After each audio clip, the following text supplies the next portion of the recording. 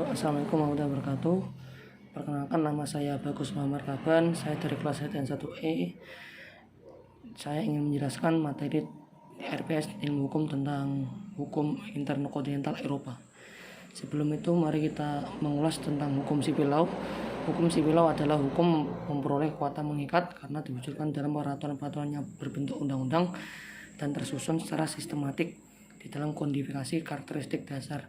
Ini dianut mengingat bahwa nilai utama yang merupakan tujuan utama adalah kepastian hukum. Kepastian hukum hanya dapat diwujudkan kalau tindakan-tindakan hukum manusia dalam berkehidupan hidup diatur dengan peraturan-peraturan hukum yang tertulis maupun tidak tertulis.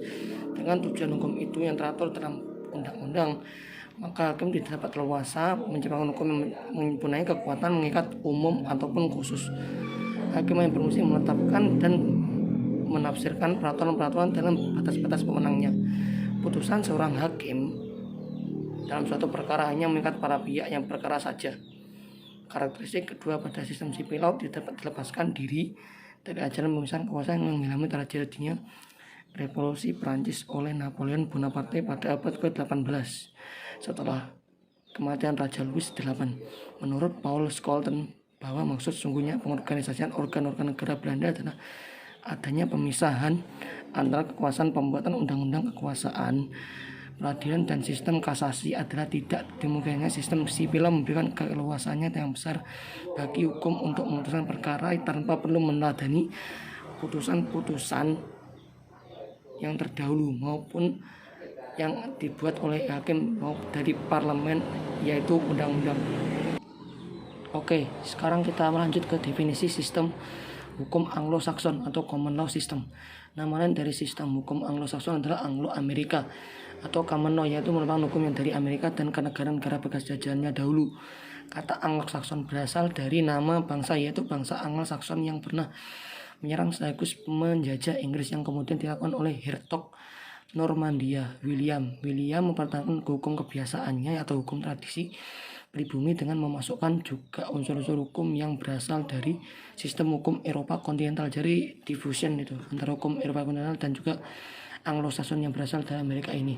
Nama Anglo-Saxon sejak abad ke-8 lazim digunakan menyebut penduduk Britania Raya atau Inggris, yakni bangsa Germania, berasal dari suku-suku Anglia, Sax, dan Jut. Konon pada tahun 400 Masehi mereka menyeberang dari Jerman Timur ke Skandinavia Selatan untuk menekan bangsa Celt, lantas mendirikan 7 kerajaan kecil yang disebut Heptarchy. Mereka dinasanikan antara tahun 596 sampai 655 Masehi.